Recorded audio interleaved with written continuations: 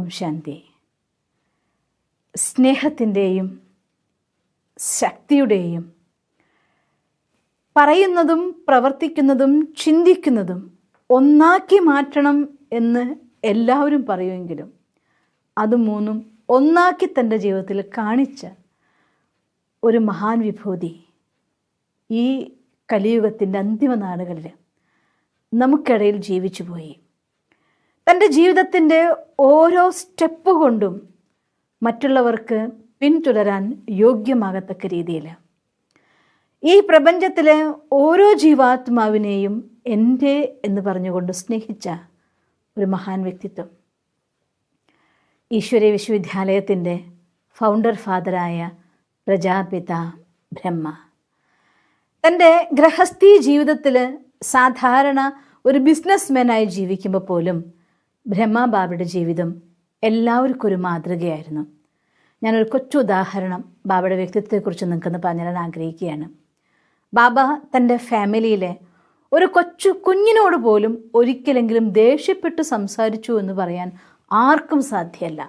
അത്തരത്തിൽ ഈ ഭൂമിയിൽ ജീവിക്കുന്നൊരു ദേവതയാണോ എന്ന് മനുഷ്യന്മാർക്ക് തോന്നുന്ന രീതിയിലുള്ള ഒരു ശ്രേഷ്ഠ പേഴ്സണാലിറ്റി ആയിരുന്നു ബ്രഹ്മബാബ.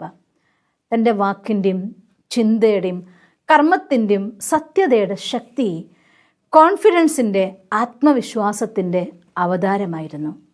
ആ രൂപം, ആ ഭാവം, ആ നടത്തം അതെല്ലാം തന്നെ ആത്മവിശ്വാസത്തിൻ്റെയും ഈശ്വരനോടുള്ള സമർപ്പണത്തിൻ്റെയും പ്രതീകമായിരുന്നു. ആ ശരീരത്തിൽ പരമാത്മ പ്രവേശിക്കും മുന്നും പരമാത്മ പ്രവേശിച്ച ശേഷം കുറച്ചും കൂടെ പെർഫെക്റ്റ് ആയിട്ട രീതിയിലും. ഒരിക്കൽ ബ്രഹ്മബാബ തൻ്റെ കുടുംബവുമായിട്ട് വർഷത്തിലൊരിക്കൽ തൻ്റെ കുടുംബവുമായിട്ട് ഏതെങ്കിലും ഒരു സ്ഥലത്ത് പോയി അവരെ ആനന്ദിപ്പിക്കുന്ന രീതിയിൽ ജീവിക്കുക, അല്ലെങ്കിൽ ടൂറ് പോവുക, ഇന്നത്തെ നമ്മുടെ ഭാഷ പറഞ്ഞാൽ ടൂറ് പോവുക. അന്ന് അവർക്കൊപ്പം ശ്രേഷ്ഠമായ രീതിയിൽ സ്ഥലങ്ങൾ കണ്ടും ആനന്ദിച്ചും ആധ്യാത്മികമായ സത്സംഗങ്ങളിൽ പങ്കെടുത്തും ആ രീതിയിൽ തൻ്റെ കുടുംബത്തിന് ആത്മീയതയും ഭൗതികതയും ഒരുപോലെ ബാലൻസ് ചെയ്യിക്കാൻ വേണ്ടി ശ്രമിക്കുന്ന ഒരു ഉത്തമനായ അച്ഛനു കൂടിയായിരുന്നു ബ്രഹ്മബാബ. ബാബ ഒരിക്കൽ കാശ്മീരിലേക്ക് തൻ്റെ ഫാമിലി ആയിക്കൊണ്ട് ടൂറിന് വേണ്ടി പോയി. അപ്പോൾ ബാബയുടെ സിസ്റ്റം എങ്ങനെയായിരുന്നു വെച്ചാൽ, ഒരു സ്ഥലത്ത് ടൂറിന് പോയാൽ ആ സ്ഥലത്തുള്ള ഏതെങ്കിലും ഒരു ഹോട്ടലിൽ ബാബ താമസിക്കും. എല്ലാവരും കൂട്ടത്തിലൊരു മുറി എടുക്കുകയല്ല ചെയ്യാറ്. ആ ഹോട്ടൽ മൊത്തം എത്ര സമയത്തേക്കാണോ അത്ര സമയത്തേക്ക് ബാബ വാടകയ്ക്കെടുത്ത് അവിടെ തൻ്റെ വീട്ടിലെ കുക്ക് ആഹാരം ഉണ്ടാക്കും. അങ്ങനെയായിരുന്നു. കാശ്മീരിൽ ചെന്നപ്പോഴും ബാബ താമസിക്കാൻ വേണ്ടി അന്ന് ബാബ ചെന്നതായിട്ടുള്ള ഹോട്ടലിനെ പൂർണ്ണമായിട്ടും വാടകയ്ക്കെടുത്തു. അപ്പോൾ ആ ഹോട്ടലിൻ്റെ ഓണറായിട്ട് എഗ്രിമെൻറ്റിൽ എത്ര പൈസ ഒരു മാസത്തേക്ക് അയാൾ ചോദിച്ചോ അതിലൊരു പൈസ പോലും കുറയ്ക്കാതെ ഒരു ആർഗ്യുമെൻറ്റും ചെയ്യാതെ ആവശ്യപ്പെട്ട തുക മുഴുവൻ കൊടുക്കാമെന്ന് വാഗ്ദാനം. ബാബയ്ക്ക് അറിയായിരുന്നു അത് ആ ഒരു മാസത്തേക്ക് വേണ്ടതിൻ്റെ എത്രയോ കൂടുതലാണ് എടുക്കുന്നത് എന്ന്. പക്ഷേ അയാൾ ആവശ്യപ്പെട്ടു, ആവശ്യം നമ്മുടെയാണ്, അതിനുള്ള പണം അവർക്ക് കൊടുക്കാനുള്ള അർഹതയാണെന്ന് പറഞ്ഞുകൊണ്ട് ബാബ എല്ലാം അവർക്ക് കൊടുത്തു. എല്ലാ എഗ്രിമെൻറ്റുമായി ഒരു മാസ കാലഘട്ടം ബാബയും ഫാമിലിയും അവിടെ താമസിച്ചു. ബാബയുടെ വീട്ടിലെ കുക്കായിരുന്നു അവിടുത്തെ ഹോട്ടലിൽ ആ സമയത്ത് ആഹാരം ഉണ്ടാക്കിയത്. അത് ബാബയുടെ സ്വന്തം ബംഗ്ല പോലെ ആ ഹോട്ടലിൽ ബാബ താമസിച്ചു. ഒരു മാസം കഴിഞ്ഞ് തിരിച്ചു വരാൻ സമയമായപ്പോൾ ആ ഓണർക്ക് എല്ലാ പൈസയും ബാബ സെറ്റിൽ ചെയ്യുമ്പോൾ അയാൾക്കൊരു മോഹം വന്നു. ഇയാളുടെ അടുത്ത് ഇത്ര പറഞ്ഞതുകൊണ്ടാണ് ഇയാൾ ഇത്ര തന്നത്, ഒരു പക്ഷേ ഇതിലും ഇരട്ടി പറഞ്ഞ് അത്രയ്ക്കെങ്കിലും കിട്ടിയേനെ എന്നൊരു കൊതി കൊണ്ട് അയാൾ കുറേയും കൂടെ വലിയ തുക വേണമെന്ന് ബാബയോട് ആവശ്യപ്പെട്ടു. അപ്പം ബാബ പറഞ്ഞു, ഒരു കാരണവശാലും തരാൻ സാധ്യമല്ല. നിങ്ങൾ ആവശ്യപ്പെട്ടത് എത്രയോ കൂടുതലാണെന്ന് എനിക്കറിയാം, പക്ഷേ ആവശ്യം എൻ്റെയാണ്, സാധനം നിങ്ങളുടെയാണ്. അതുകൊണ്ട് നിങ്ങൾ ആവശ്യപ്പെട്ട തുകയെല്ലാം ഞാൻ തന്നു കഴിഞ്ഞു, ഇനി ഒരു പൈസയും തരില്ല എന്ന് പറഞ്ഞു. അയാൾ എന്ത് ചെയ്തെന്ന് വെച്ചാൽ കാശ്മീർ രാജാവിൻ്റെ അടുത്ത് പോയിട്ട് കേസ് കൊടുത്തു ബാബയ്ക്ക് അഗെയിൻസ്റ്റ് ആയിട്ട്.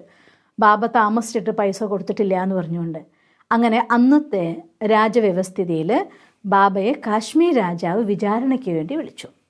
ബാബ പോകുന്ന സമയത്ത് ബാബയുടെ 10 വയസ്സുകാരനായിട്ടുള്ള മകൻ്റെ പേര് നാരായണൻ എന്നായിരുന്നു. ഇത് ഞാൻ അറിയുന്നത് നാരായൺ ദാദ വലുതായ ശേഷം കാലിക്കറ്റിലൊരിക്കൽ വിസിറ്റ് ചെയ്ത സമയത്ത് നമുക്ക് പറഞ്ഞു തന്നതായിട്ടുള്ള അനുഭവ കഥയാണ്. അങ്ങനെ ബാബയും ബാബയുടെ മകനും കൂടിയാണ് പോയിട്ടുണ്ടായിരുന്നത്. അപ്പോൾ ബാബ ആ രാജദർബാറിലേക്ക് എൻ്റർ ചെയ്ത സമയത്ത് ബാബയുടെ വ്യക്തിത്വത്തിൻ്റെ ആധ്യാത്മികതയും അത്രയായിരുന്നു, ഭൗതികമായിരിക്കുന്ന വ്യക്തിത്വത്തിൻ്റെ പ്രഭാവം അത്രയായിരുന്നു, അതിനുള്ളിലുണ്ടായിരുന്ന ഒരു ആത്മീയ ചൈതന്യത്തിൻ്റെ പ്രഭാവം അത്രയായിരുന്നു. അതുകൊണ്ടൊരു കുറ്റവാളിയെ രാജസഭയിലേക്ക്, രാജദർബാറിലേക്ക് വിചാരണയ്ക്ക് വേണ്ടി വിളിച്ചിരിക്കുകയാണ്.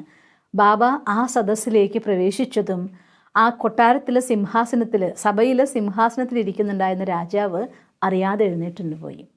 രാജാവ് എഴുന്നേറ്റ് നിന്നപ്പോൾ സ്വാഭാവികമായിട്ടും ദർബാറിൽ എല്ലാവരും എഴുന്നേറ്റ് നിന്ന് ആദരിച്ചു. അപ്പോൾ രാജാവ് വിചാരിക്കുകയാണ്, ഒരു കുറ്റവാളി ദർബാറിൽ വിചാരണയ്ക്ക് വരുമ്പോൾ ഇവരൊക്കെ എന്താ എഴുന്നേറ്റ് നിന്നത് എന്ന്. അപ്പോൾ എല്ലാവരും രാജാവിന് അങ്ങനെ നോക്കുകയാണ്. രാജാവിന് മനസ്സിലാവും ഞാനും എഴുന്നേറ്റ് നിൽക്കുകയാണല്ലേ എന്ന്. അപ്പോൾ രാജാവ് വിധി പറഞ്ഞു, ഇങ്ങനൊരു വ്യക്തിത്വം ഇദ്ദേഹത്തിൻ്റെ കണ്ണുകളിലും പേഴ്സണാലിറ്റിയിലും വ്യക്തമായിട്ട് പറയുന്നുണ്ട് ഇദ്ദേഹം എത്രയോ സത്യസന്ധനാണ് എന്നുള്ളത്. അതുകൊണ്ട് തന്നെ ഒരിക്കലും ഇദ്ദേഹം നിങ്ങൾ പറഞ്ഞൊരു കാര്യം ചെയ്യില്ല എന്ന് പറഞ്ഞു. എഗ്രിമെൻ്റ് പരിശോധിച്ചു. ബാബയെ ആദരവോടെ രാജകൊട്ടാരത്തിന് തിരിച്ചുവിട്ടു. ലൗകികത്തിലും അലൗകികത്തിലും ഭഗവാന്റെ രഥമായി മാറിയ ശേഷവും തൻ്റെ ഓരോ കർമ്മത്തിലും സിംപ്ലിസിറ്റിയും അറ്റ് ദ സെയിം ടൈം സാധാ ജീവൻ ഉച്ചവിചാർ എന്ന് പറയാറുണ്ട്.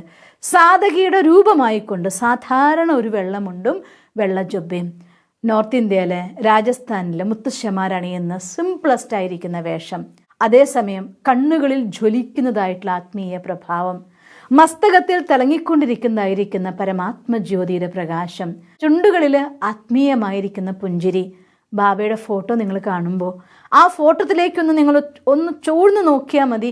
ആ കണ്ണുകളിൽ നിന്ന് നിങ്ങൾക്കുള്ളതായിട്ടുള്ള സ്നേഹം പ്രവഹിച്ചു വരും, നിങ്ങൾക്ക് ഫീൽ ചെയ്യും. ഈ പ്രപഞ്ചത്തിൻ്റെ അവസാന നിമിഷം വരെ ഈശ്വരൻ്റെതായി ജീവിച്ച് തൻ്റെ ജീവിതത്തെ സാർത്ഥകമാക്കുന്ന ഓരോ കുട്ടിക്കും ഈ പ്രപഞ്ചത്തിലെ ഓരോ കണങ്ങളോട് പോലും സ്നേഹിച്ചിരുന്ന ആളായിരുന്നു ബാബ. ബാബയുള്ള സമയത്ത് അവിടെ ഉള്ള കുറച്ച് കുരങ്ങന്മാർ ദിവസവും ആഹാരം കഴിക്കാൻ വരുമായിരുന്നു അത്രേ. ഒരു ദിവസം ആ കുരങ്ങ് വന്നില്ല, ഒരു കുരങ്ങിനെ കണ്ടില്ല. ബാബ പറയായിരുന്നു പോലും, ഇന്നെന്താ മോനെ കാണാത്തെ, ഇന്നെന്താ മോൻ കഴിക്കാൻ വന്നില്ലല്ലോ. ആ രീതിയിൽ തൻ്റെ കൂടെയുള്ളതായിരിക്കുന്ന ജീവിച്ചിരുന്ന സഹജീവികളെ അത്രയും ബാബ സ്നേഹിക്കുമായിരുന്നു. കുറച്ച് ബുൾബുൾ പക്ഷികളുണ്ട് അത്ര ദിവസവും ബാബയുടെ കയ്യിൽ നിന്ന് ആഹാരം കഴിച്ചിരുന്നവർ, വെള്ളം കുടിച്ചിരുന്നവർ. അപ്പം ആ കിളികളെ കണ്ടില്ലെങ്കിൽ ബാബ ചോദിക്കുമായിരുന്നു പോലും, ഇന്നെന്താ എൻ്റെ മക്കൾ വന്നില്ലല്ലോ, എന്താ എൻ്റെ മോള് വന്നില്ലല്ലോ. പക്ഷികളെ മോളെ മോളെ എന്നാണ് ബാബ വിളിച്ചിരുന്നത്, കുരങ്ങുകളെ മോനെ മോനെ എന്നാണ് വിളിച്ചിരുന്നത്. പാമ്പ് ഒരു പ്രാവശ്യം ആബൂലുള്ള സമയത്ത് ശക്തമായിട്ടുള്ള മഴയിൽ പെട്ടൊഴുകി നല്ല വിഷമുള്ളതായിട്ടുള്ളൊരു സർപ്പം ഒഴുകി വന്നു. ആ സർപ്പം പത്തി വീശി നിൽക്കുകയാണ്. ബാബ അതിൻ്റെ അടുത്ത് പോയിട്ട് ശാന്താവും മോനെ, ശാന്താവും മോനെ, ശാന്താവും മോനെ എന്ന് സാധാരണ നോക്കിയൊക്കെ കൈ ഇങ്ങനെ കാണിക്കുമ്പോൾ സർപ്പം കുത്തുകയാണ് ചെയ്യുക. ബാബ അത് പറയുന്നതോടെ സർപ്പം തല താഴ്ത്തി ശാന്തമായിട്ട് ചുരുണ്ട് കിടന്നു. ബാബ അതിനെ ഒരു തുണിയിട്ട് കൈകൊണ്ട് എടുത്ത് ആ കൊട്ടയിൽ വെച്ചിട്ട് വേറൊരാളോട് പറഞ്ഞു, കാട്ടിൽ കൊണ്ടുപോയി വിട്ടുകൊടുക്കുക, എൻ്റെ കുട്ടിക്ക് കുഴപ്പമൊന്നും ഉണ്ടാവാതെ നോക്കുക എന്ന്. ഈ രീതിയിൽ എല്ലാ ജീവജാലങ്ങളെയും എൻ്റെ മക്കളെന്ന് സ്നേഹിക്കാൻ കഴിഞ്ഞ ഒരു മഹാൻ വിഭൂതിയായിരുന്നു ബ്രഹ്മബാബ. ആ ബ്രഹ്മാവാണ് ഈ പ്രപഞ്ചത്തിൻ്റെ അലൗകികമായിരിക്കുന്ന അച്ഛൻ, ഗ്രേറ്റ് ഗ്രേറ്റ് ഗ്രാൻഡ് ഫാദർ. നിങ്ങൾ അറിഞ്ഞോ അറിയാതെയോ, ഒരു പക്ഷേ നിങ്ങൾ അറിയുന്നുണ്ടാവും, അല്ലെങ്കിൽ അറിയുന്നുണ്ടായിരിക്കില്ല. എന്നാലും ഈ ലോകത്തിലെല്ലാവരും ആ അച്ഛൻ്റെ മക്കളാണ്. ബ്രഹ്മാവിൻ്റെ പുത്രന്മാർ ബ്രഹ്മകുമാരന്മാരും ബ്രഹ്മാവിൻ്റെ പുത്രിമാർ ബ്രഹ്മകുമാരിമാരുമാണ്. നിങ്ങൾ അറിയുന്നു, ചിലർ അറിയുന്നു, ചിലർ അറിഞ്ഞില്ല എന്ന് മാത്രം. എങ്കിലും നിങ്ങൾ ആ അച്ഛനെ അറിഞ്ഞാലും അറിഞ്ഞില്ലെങ്കിലും, നിങ്ങൾ മാനിച്ചാലും മാനിച്ചില്ലെങ്കിലും, ഈ പ്രപഞ്ചത്തിൽ ഓരോ ജീവാത്മാവിനും എൻ്റെ പുത്രൻ എൻ്റെ പുത്രി എന്ന് സ്നേഹിക്കുന്ന ആ അലൗകിക അച്ഛൻ്റെ സമ്പൂർണ്ണതയുടെ ദിവസമാണ് ഇന്ന് ജനുവരി 18 വിശ്വശാന്തി ദിനമായിക്കൊണ്ട്, സ്മൃതി ദിനമായിക്കൊണ്ട് ആഘോഷിക്കുന്ന ദിവസം. നിങ്ങളുടെ ഹൃദയത്തിലും പരമാത്മ ശാന്തി സാഗരൻ്റെ ശാന്തിയുടെ അലകൾ നിറയട്ടെ. ശാന്തിയാൽ ശക്തിശാലമായൊരു ജീവിതം നിങ്ങൾക്കുണ്ടാകട്ടെ എന്ന് ഞാൻ പ്രാർത്ഥിക്കുന്നു. ദിവസം തോറും ജീവിത വിജയങ്ങൾക്ക് വെളിച്ചം വീശുന്ന പുത്തൻ വീഡിയോകൾക്കായി ഞങ്ങളുടെ യൂട്യൂബ് ചാനൽ സബ്സ്ക്രൈബ് ചെയ്യൂ.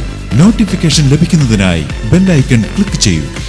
ഒപ്പം ഞങ്ങളുടെ ഫേസ്ബുക്ക്, ട്വിറ്റർ, ഇൻസ്റ്റാഗ്രാം പേജുകൾ ഫോളോ ചെയ്യൂ. നന്ദി.